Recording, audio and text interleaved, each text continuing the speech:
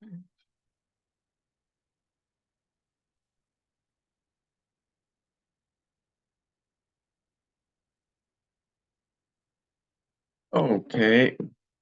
good evening. We are going to start chapter 7. Okay, chapter 7. And again, we're going to go to our textbook and we'll follow along and connect.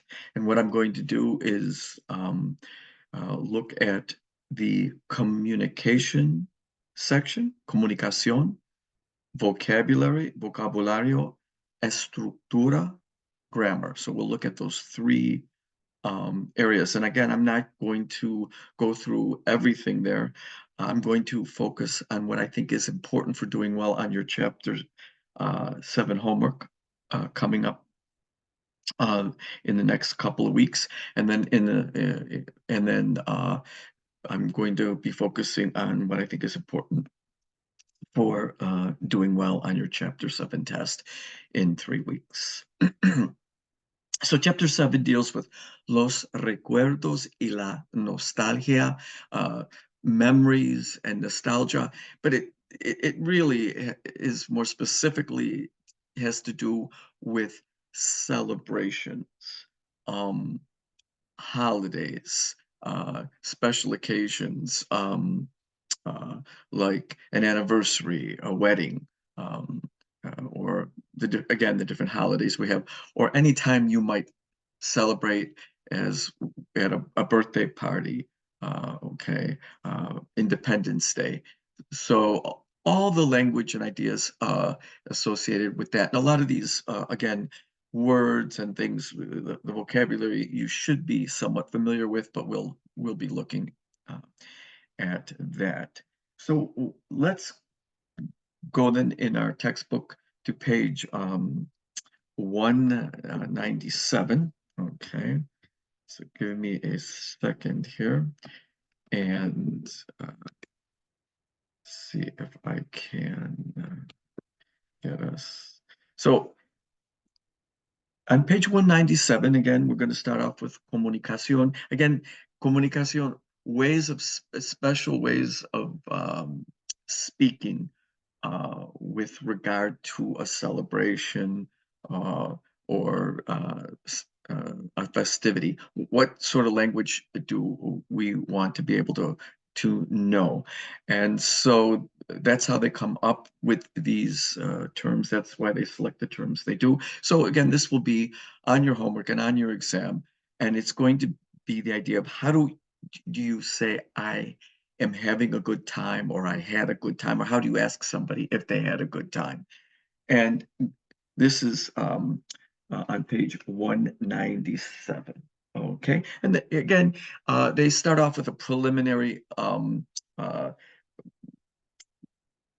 piece here, not explaining to you what everything means, but just introducing you to different terms.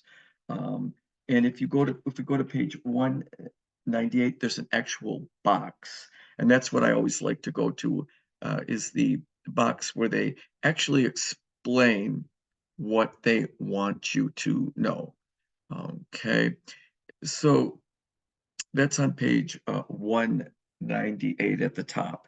So how do you say you had a good time in Spanish? And here are your ways, okay? So we're going to use the verb pasar, to spend or pass. Pasarlo or pasarla bien. So literally it means to spend it well. You can use it, can either be masculine or feminine, lo or la. I tend to use lo, okay? I would say if I had a good time last night, I would say anoche yo lo pasé bien. That lo means it. It detaches, of course, from the verb pasar when you go to use it, okay? I literally spent it well. Anoche lo pasé bien en casa de mi amigo. Last night I had a good time in my friend's house. Okay.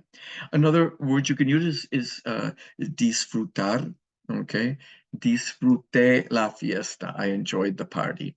Disfrutar or divertirse. This is going to be reflexive.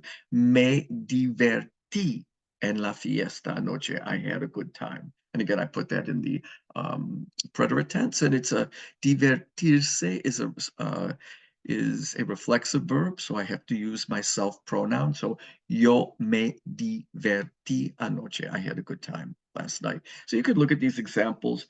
And so it says, lo pasé muy bien de vacaciones. So I had a good time on vacation. And then they ask, and did you? ¿Y tú? And then the person responds, sí, me divertí mucho. I had a good time in the mountains. All right. Let's see. You can also use, when you're using pasarlo or la bien, you don't have to use bien. You could say lo pasé divertido, lo pasé rico, lo pasé fenomenal. I might say yo lo pasé fenomenal. I had a really good time. Okay, so you will see some questions like this or dealing with this vocabulary. Just be able to respond properly in a situation. Be able to understand what's being asked and be able to express that you or somebody had a good time. Okay, all right. Let's continue on with comunicación, and we're going to go to page, let's see, we stay on the same page. 1 second. Okay, so we're going to go to page 198. I'm sorry, 199. Okay. So on page 199, and let me make sure I've got this. I'm sorry, page 200.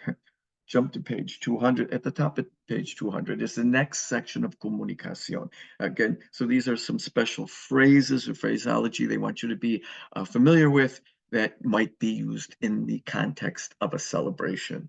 Okay, so you might want to know how to say congratulations in Spanish. Here's are the ways. Felicitaciones or felicidades. So you could say, somebody could tell you, I had a birthday, I just turned uh,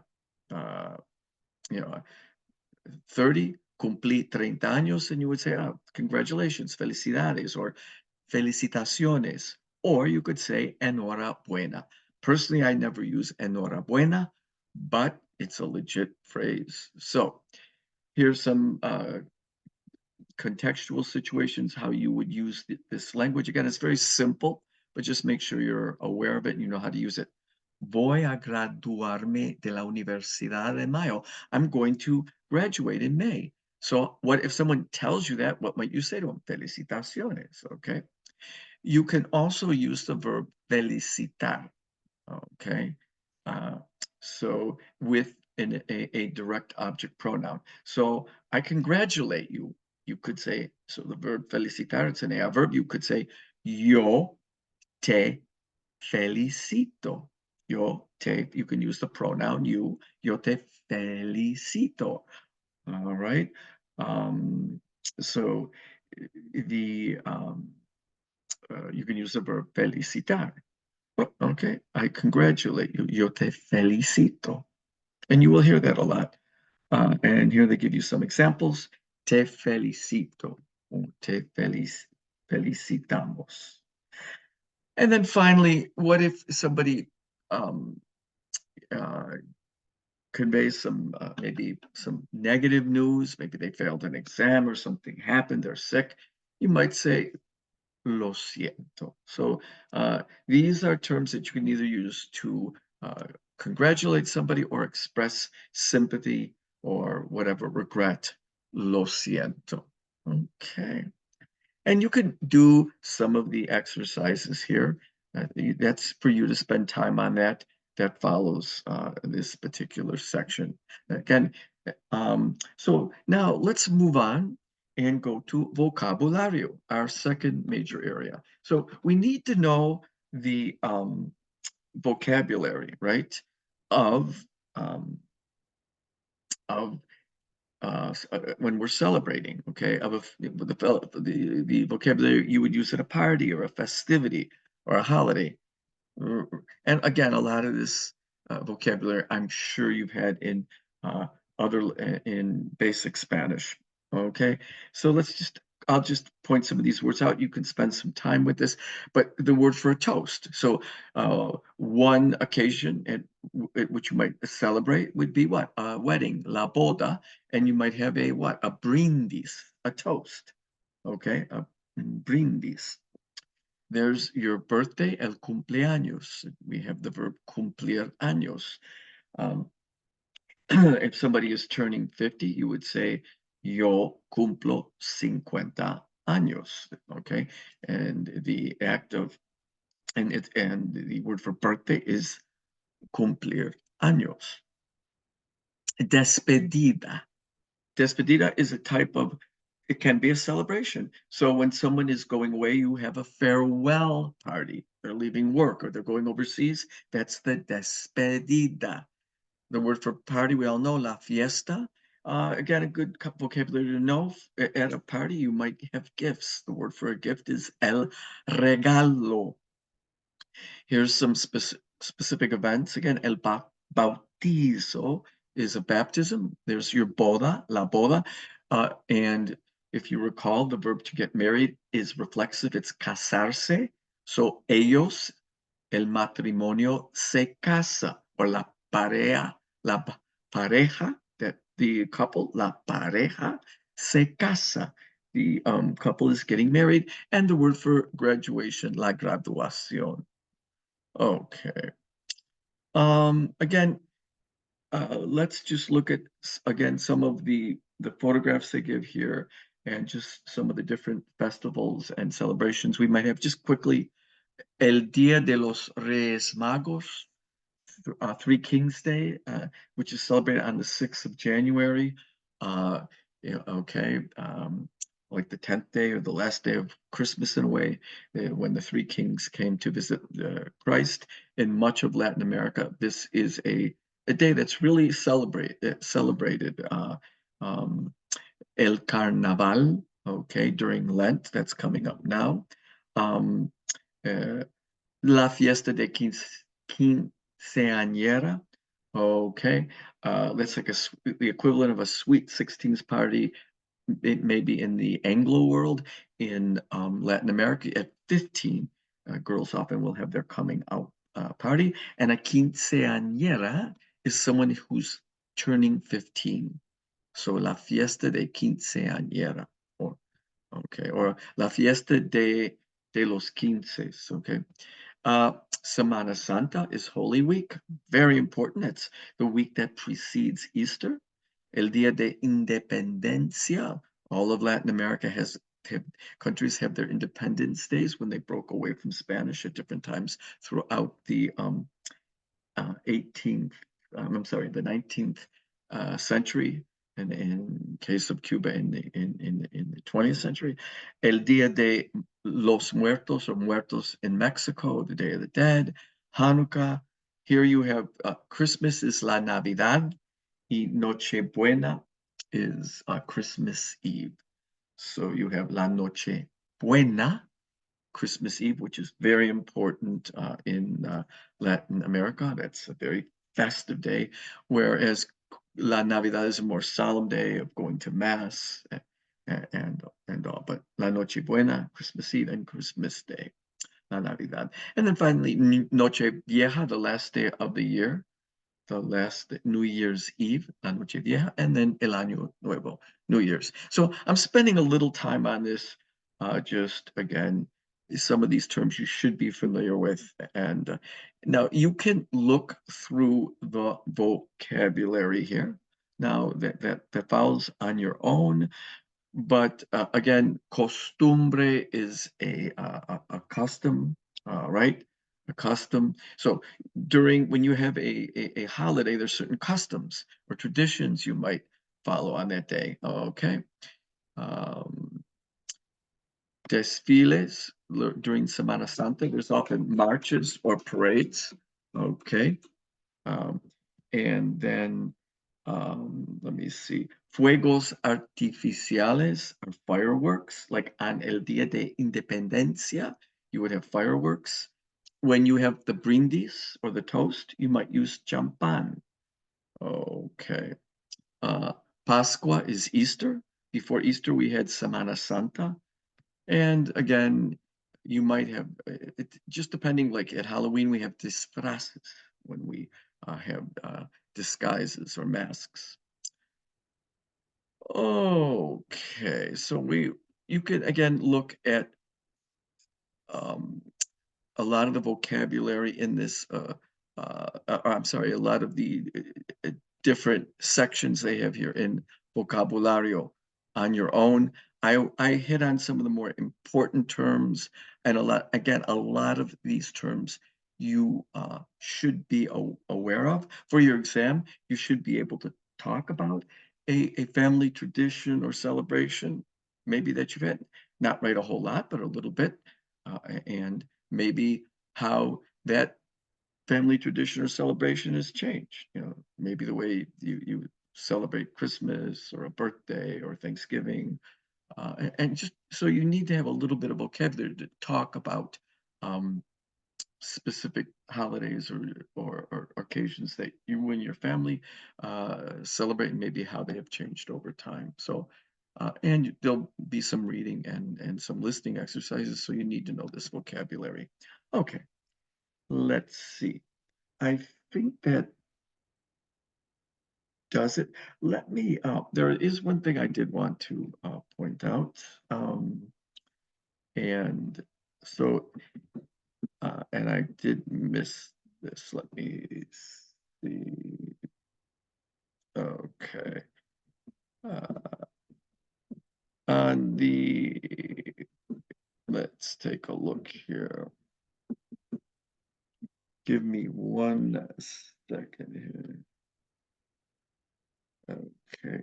Yes. Okay. On page 201, give me a second here so I can see where I am here. Okay, let's see.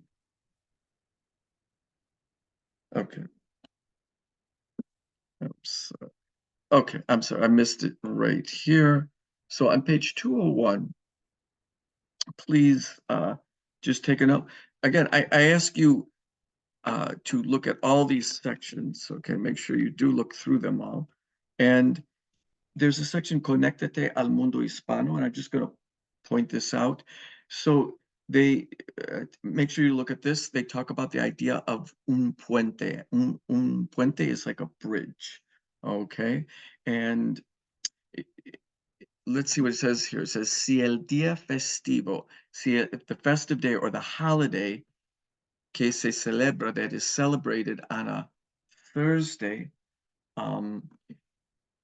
you can make a bridge, a puente, using the following viernes or Friday to create what? Crear un fin de semana de 4 días, a 4-day weekend. And so it happens in our country, for example, we always celebrate Thanksgiving on Thursday. So what do? We end up making Friday a holiday also, right? And so that Friday becomes un puente, which is a long 4-day long weekend. Okay, so we make that Friday in essence into a holiday. So now we have that bridge. We've linked the Thursday with the weekend, and so now we have a 4-day weekend, and they call that un puente in Spanish. Okay, so again, look at the notes in vocabulary beyond what I'm just pointing out. Okay, with that said, let's move on. Okay. Now we're going to look at estructura. This is structure or grammar. All right.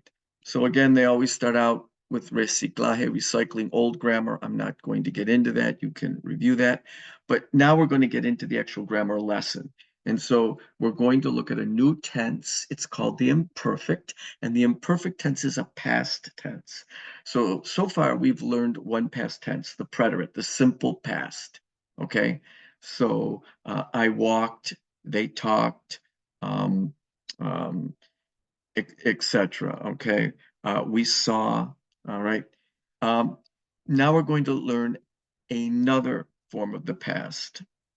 And when we're relating an event in the past, that's something, when we're relating a past event to friends, if we're talking about something or writing about something that happened in the past, we're going to use the preterite tense a lot, and we're going to use the imperfect tense a lot. We're going to use both of these tenses. But right now, we just want to learn what is the imperfect tense and how do we form it. So again, they start out here showing you the imperfect imperfect tense. And now let's jump right into it and look here at the actividades analíticas. Okay, so we have, let me see, 1 second. And here it is on page 205. So you should be on page 205. And let's take a look at the bottom at the actividades analíticas. I'd just like you to look at number 1, box 1, just so you know what the imperfect tense is. So the verbs you saw in para empezar above are in the imperfect tense, in el imperfecto. The imperfect is used when you want to portray an event as being in the past, but it is not important exactly when the event started or even if it ended. We're not interested in that, okay? With the preterite, we want to show that it's over and done with, that it happened. I saw the movie last night. I walked home at 10. But here, we're talking about activities that we did in the past, but we don't really care when they began necessarily or when they ended. They're ongoing in the past.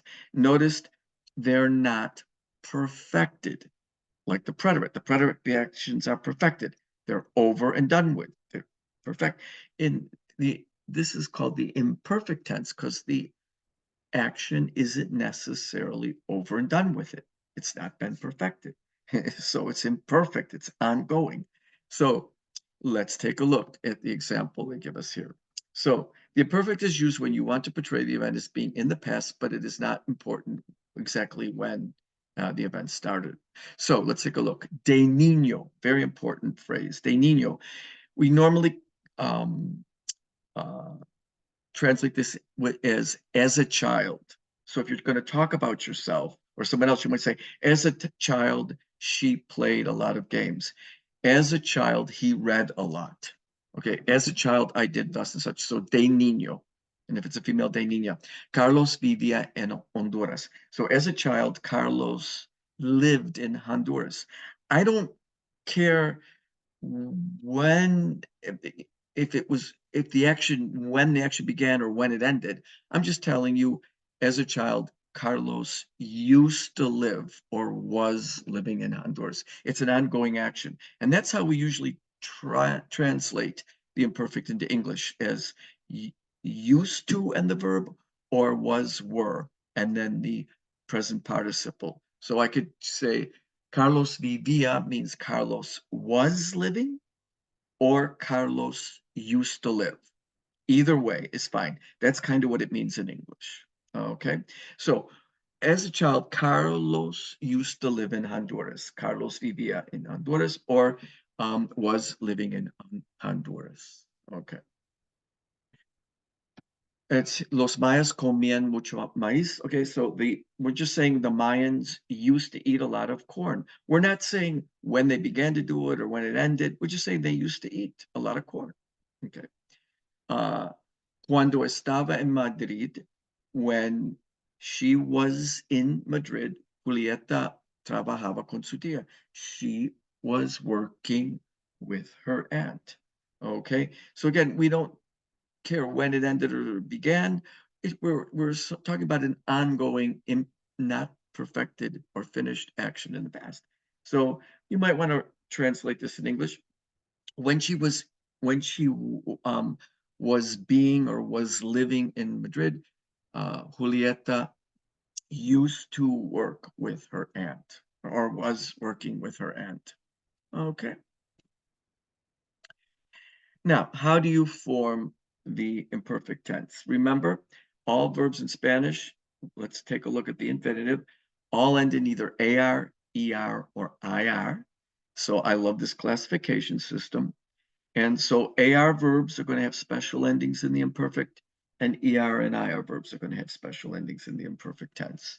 So how do we form the imperfect tense? We get the stem. And we all know how to do this. You drop the ending of the infinitive, either the AR, ER, or IR. That's all you do. Now, once you have the stem, you have half the battle. And then how do you actually form it? You're going to put on unique endings. Okay, so what are the endings for AR verbs in the imperfect? And the endings will correspond to the subject pronoun, okay, of the actor in the sentence, right? Who is the actor? Is it yo? Is it tú? Is it él? Is it nosotros? Is it ellos? So let's take a look. So for hablar, the stem of hablar is habla, H-A-B-L, habla. Okay, now we have to put the endings on, okay? And they didn't darken them here, but we can take a look. If for yo, the ending will be aba, A-B-A, hablaba. Yo hablaba means I used to speak or I was speaking. If it's tú, the ending will be abas. There's that S that we have usually two verbs conjugate with an S ending. Tú hablabas. You were speaking, you used to speak. Look at the el, ella, or usted ending. It's aba, just like yo. So yo and el, ella, usted, they all conjugate the same. They have an aba ending. Hablaba, usted hablaba. You used to speak. Ella hablaba. She used to speak. Él hablaba. He was speaking. Look at nosotros. The ending is that we put on habla, habla, H-A-B-L. Our stem is habamos. And when we write it, there will be an accent on the first A. Habamos. So hablábamos. Nosotros hablábamos. And forget about vosotros. Okay. But what about ellos and ustedes? It's going to be hablaban. Aban. Aban. A-B-A-N. Ellos hablaban. Again, I apologize that your book, it wants you to go back and look for the ending, but it's going to be for ellos, it'll be A-B-A-N. Ellos hablaban, they used to speak or they were speaking. Okay. What about verbs that end in ER or IR? Again, we're going to get the stem of the verb, so we drop the ER or the IR and we put on the endings. Now, the imperfect endings for ER and IR verbs are exactly the same, okay? And let's see what they are. Real quickly, it's going to be ia for yo. So yo comía, yo vivía. So I used to eat, I used to live. For tú, it's ias, and notice there is an accent mark, by the way, on the eyes in when you're using the ia endings. It's all the eyes are accentuated when you write them. Ias. For tú comías, you used to eat, and then tú vivías, you used to live. What about the el ella? It's going to be ia, just like yo. So él comía, ella vivía. She used to live. And then finally, what about nosotros? It will be íamos. Íamos. So nosotros comíamos, nosotros vivíamos. And finally, ellos will be ian, I-A-N. Ellos comían, ellos vivían. So it's a very easy tense to form, stem and ending. If it's an AR verb, the endings will be aba, abas, aba, abamos, aban. If it's an ER-IR verb, the endings will be stem and ia, ias, ia. For nosotros, íamos, and for ellos, ian. That's it. very easy tense to conjugating. Make sure you conform this. You'll be asked to do it on your exam. And I don't know, some people don't bother to learn it or they don't follow directions, but just make sure that you can conjugate. These are very, very simple, and you will have plenty of chances in your Connect homework to do so. Okay, finally, and again, here is what I just went through. Here's the chart again with all the verbs properly conjugated for you, so you can take a look at that. Finally, there are a few irregular verbs in the imperfect tense, and we have to learn these. Remember, with the preterite, we had quite a few irregulars. Well, many fewer with imperfect, and here are your main ones. Ir, the verb to go, ser, the verb to be, and ver, the verb to see. So normally it would be stem and ending. Ir is a what? An IR verb, so you should have ia endings, but you just have to learn the ending. It's totally different. It's really no logical way to figure it out. Just memorize it. So let's see what it is. It's going to be for yo iba, and yo iba means I was going or I used to go. Ibas. To ibas means you were going or you used to go. El iba, he is going or he used to go. And now look for nosotros. It's íbamos with an accent on the I. Nosotros íbamos, we used to go, or nosotros íbamos could mean we were going. Okay, so nosotros íbamos a la escuela todos los días. We used to go to school every day. Todos los días, every day. Or nosotros íbamos a la iglesia los domingos. We used to go to church on Sundays. Okay, and finally, ellos is going to be iban. Ivan, you just have to learn them. What about ser? Very important verb. Okay, how would you say I was or I used to be? Era. Era. You just have to learn it. Yo era. Yo era estudiante. I used to be a student. Tú eres estudiante. You used to be a student. Él era estudiante. He used to be a student. Éramos, I don't know, whatever. Éramos estudiantes. We used to be students, and ellos eran estudiantes. Finally, the verb ver. Now, how do you form the imperfect tense? You take the stem of the verb for an ER verb and you put on ia. Well, notice the stem of ver is V, not VE. And that's why it's irregular, because you have to keep that E in there. So I used to watch is yo veía.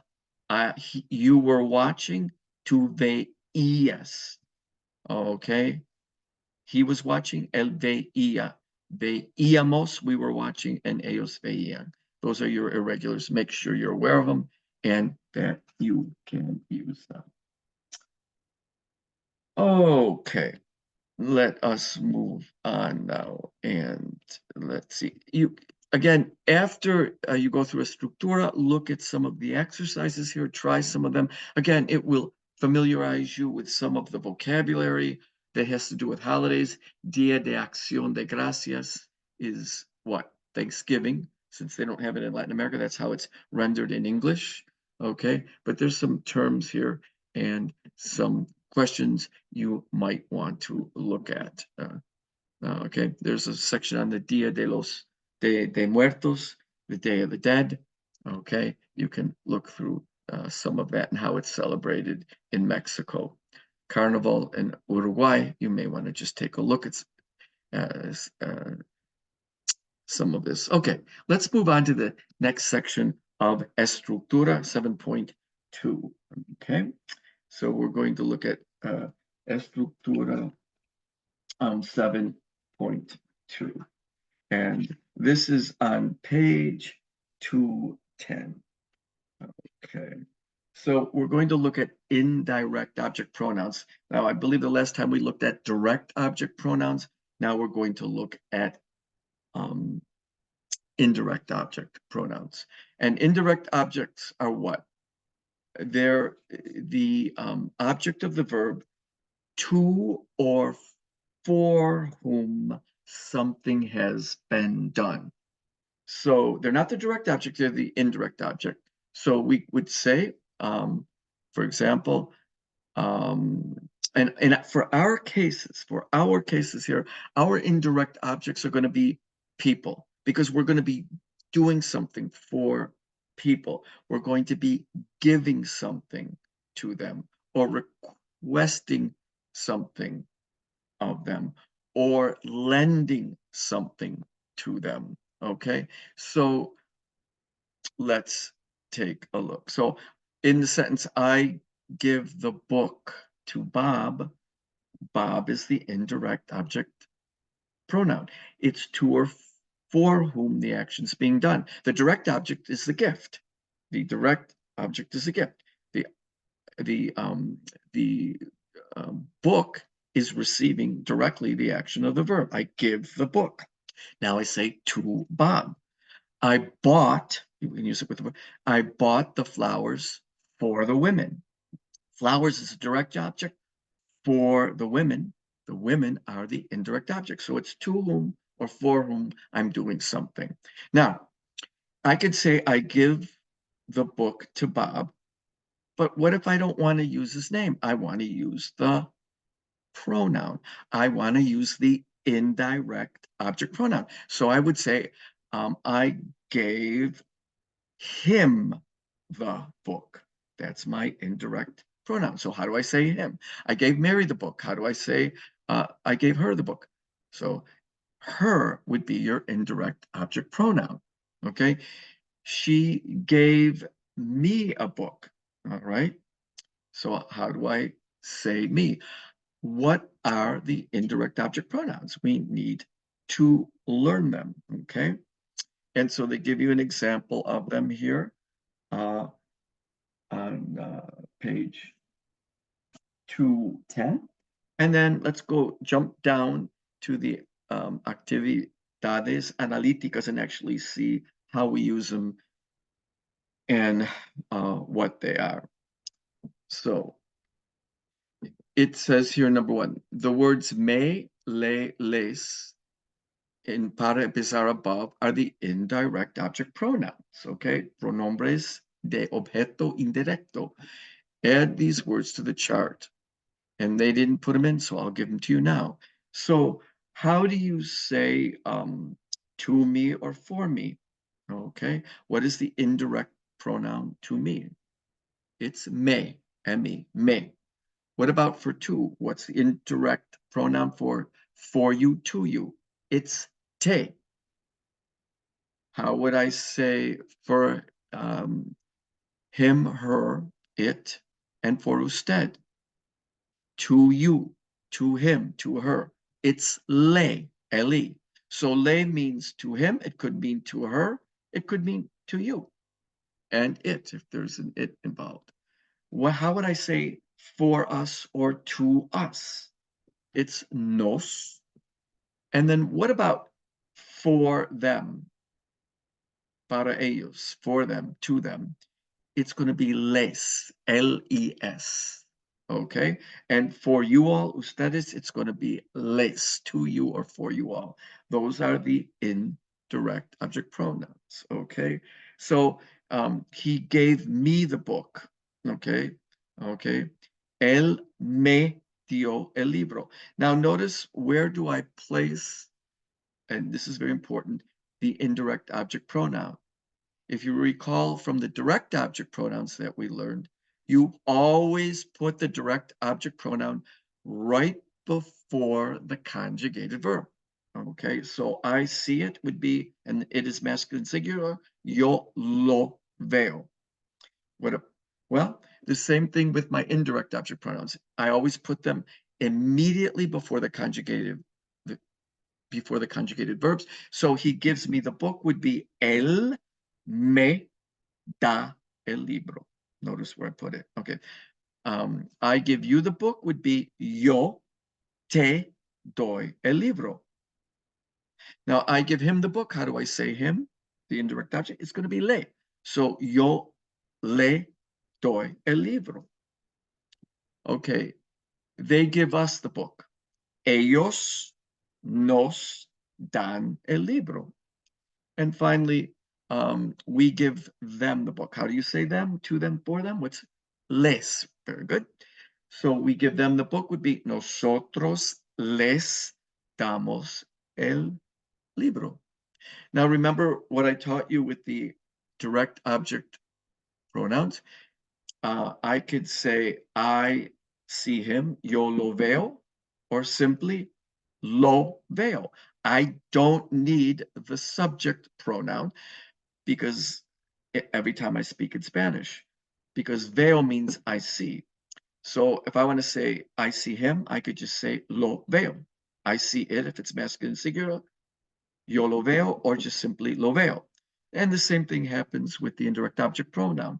I could say I give them the book, yo les doy el libro, but I could equally say les doy el libro. Okay, so the sentence starts off with the word les, and you might be thinking, "What? That's not a subject. What is that?" No, I don't need the subject pronoun yo. The doy tells me it's yo doy.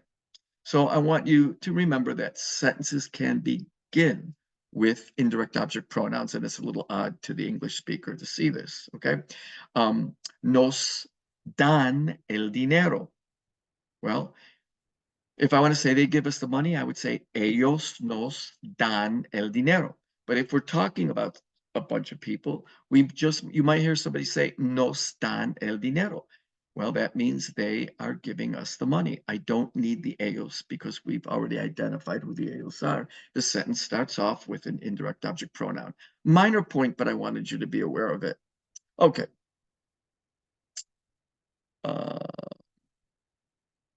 Okay, this is point 3 here is very important. Just make sure you take a look at it. In Spanish, an indirect object is usually indicated by the preposition a when it refers to a Remember, I told you, for our purposes, we're going to be using people as our indirect object. We're going to be giving something to somebody or buying something for somebody or asking something, someone requesting somebody to do something. So we're going to use the preposition a before their name, okay? So let's take a look. And the other thing I wanted to point out is in Spanish, it's redundant. What do I mean redundant? In Spanish, if you refer to an individual, if you have a person, a named individual, or in a sentence or when you're speaking, and that person is the indirect object, okay, you would name them. Like in English, if I would say, I give my father the book. Okay, I give my father the book. But in Spanish, not only do you have to give me the named individual, my father, or I give Paul the book, but you also, if that named individual is the indirect object, you have to include the indirect object pronoun, which in English is superfluous and redundant, but in Spanish, you have to have it. So how would I say I give the book to Bob? In Spanish, I would say, yo le doy el libro a Bob. It's redundant. In English, I would just say, yo doy el libro a Bob. My indirect object is Bob. Okay, I don't need to say to him, but in Spanish I need it. So I would say yo le doy el libro a Bob. Here's another one. I give a hug to my father. Okay, yo le doy un abrazo a mi papá. Not yo doy un abrazo or doy un abrazo a mi papá. Yo le doy or le doy. You've got to have the indirect object pronoun. Here, we're going to give kisses. My mother always gives kisses, besos or kisses to her friends. Mi mamá les da besos a sus amigas, not mi mamá da besos a sus amigos. And that's the difference between English and Spanish. You've got to include that indirect object pronoun, even though you're naming the person or persons. And again, see where we place the indirect object pronoun directly before the conjugated verb. Okay. All right. Here's something. Ellos son mis vecinos. They are my neighbors. And now I don't need the yo, but I could say yo les doy el periódico cada mañana. Okay, I give them the newspapers every morning. Okay. When would you be using indirect object pronouns? I mean, obviously you can use them with a multiplicity of verbs, but some common verbs where you're going to be seeing the use of indirect object pronouns would be dar, to give, right? You're going to be giving something to somebody. You're going to be, it'll be for or to whom are you giving it? You're going to be buying, comprar something for somebody. You're going to be telling somebody something. Decir. Okay. You might be telling them the truth, but to or for whom? Those people are your indirect objects. If you're speaking to somebody, you're going to be using indirect objects. If you're requesting something from somebody, I'm requesting that you go somewhere. I'm requesting that they do something for me. Or if you're asking a question, or you're okay, you will use uh, you would use indirect object. Let me give you examples. So let's take a look. Yo te digo que es la verdad. I'm telling you, yo te digo que es la verdad. I'm telling you it's the truth. Okay. Look at this one. It starts with nos, so it's to us. And it's habló, so or he or she spoke to us de su viaje a Lima, about his trip to Lima or her trip to Lima.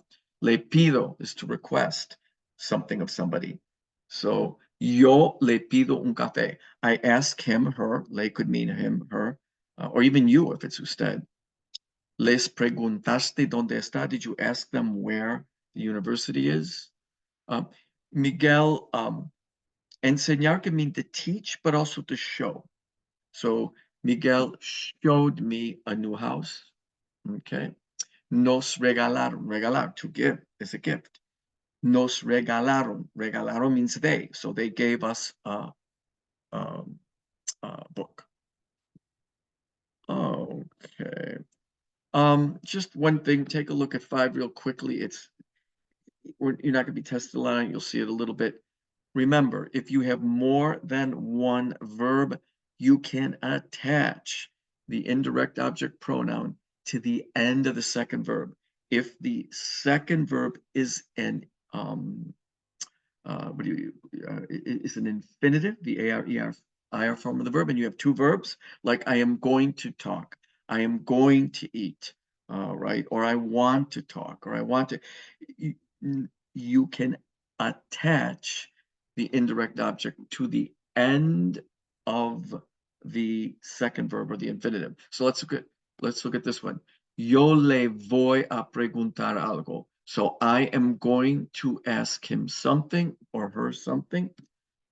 Now, I could also place this indirect object where attach it to the end of the second verb, which will be in the infinitive.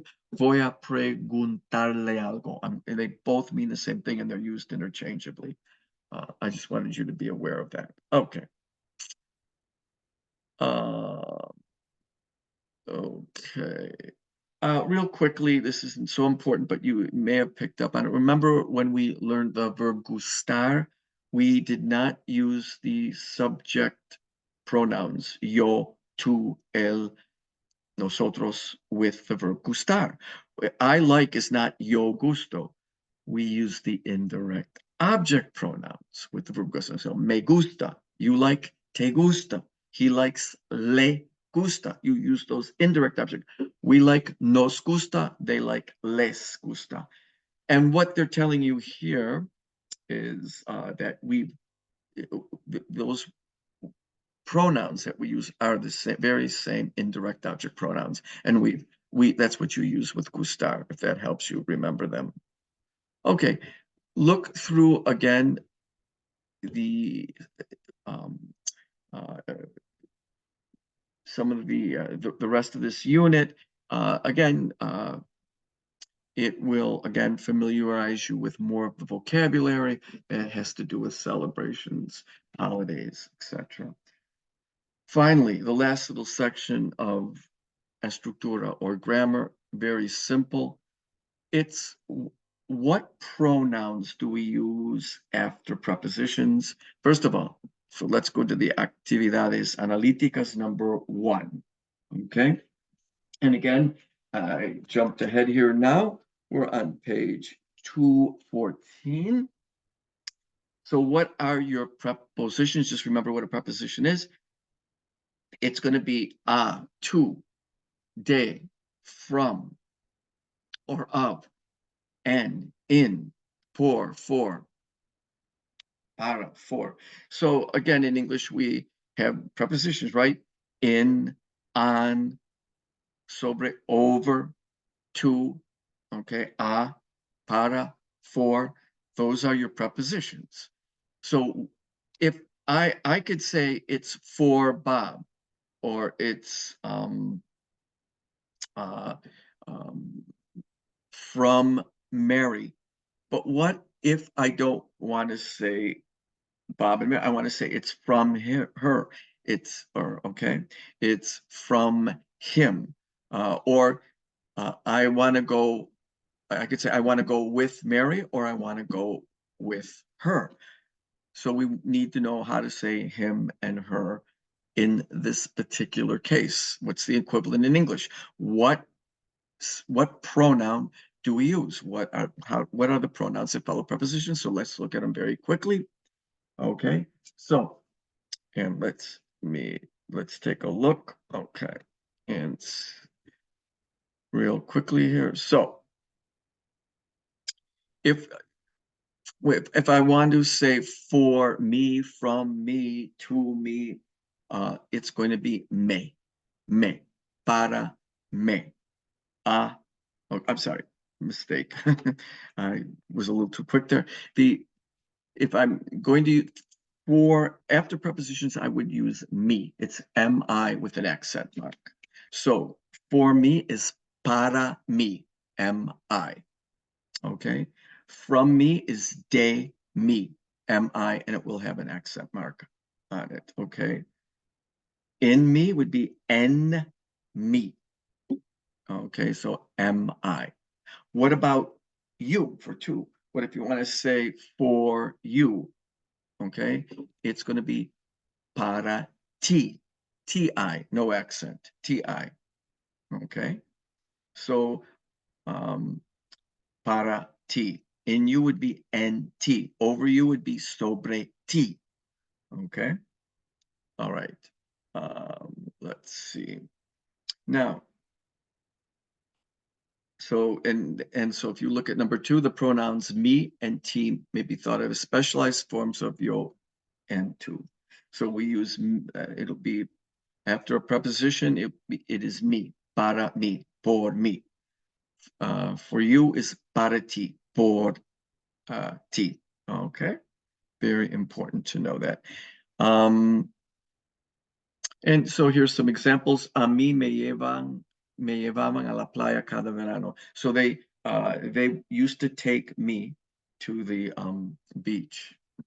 Vamos a hablar de ti. We're going to talk about. De here means of you or about you.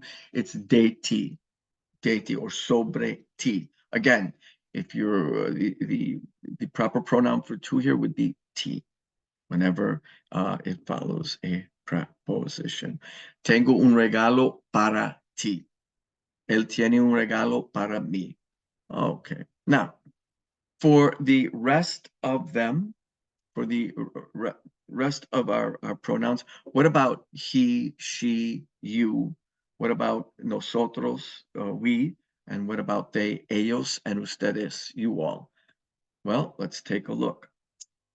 After a preposition, the proper pronouns are the you just use the plain old subject pronoun. So to him is a él. To her would be a ella. No special form here. Just use the plain subject pronoun. You learned in Spanish 101. Él for him, a él is to him, a ella is to her, for her, para ella, para él. For you, using usted, para usted. Okay? All right. What about nosotros again? It just used, again, the subject pronoun. Para nosotros, from us, de nosotros, el regalo es de nosotros. The gift is from us, de nosotros. Again, just use the subject pronoun. And finally, from usted, from you all, is de ustedes. From us, from them, is de ellos. El libro es de ellos. Or it's from them, or the book is for them. El libro es para ellos. So you just use, it's only for yo and tú that you have a special pronoun me, for me, to me, a mí, para mí, and for tú, it's ti, para ti, a ti. Okay. Finally, one other little wrinkle in all of this. What about the preposition con? Okay, so with us would be con nosotros, with them would be con ellos, with him would be con él, right? But what about with me? It's going to be con me, and they throw on one more syllable, go. Conmigo is the way you say with me. So do you want to speak with me? ¿Quieres hablar conmigo? Conmigo. You have to put the go on it. What about, do you want, can I go with you? Okay. Or I want to go with you. All right. What about with you? It's going to be contigo. So I want to go with you is quiero ir contigo, not conti, but contigo. And that would be it. Now, and here's some more, they said other useful prepositions, and sin and sobre, and these same rules apply. So without me would be sin me, without you, sin ti, but without him, sin él, without her, sin ella, without us, sin nosotros, without them, sin ellos. Very, very easy. So take a look at those. And I think that should do it for this unit. I think your exam that you'll be taking in 2 or 3 weeks is fairly straightforward, fairly simple, and I tried to stress the areas on which you are going to be tested. Okay, so with that, I will end this presentation.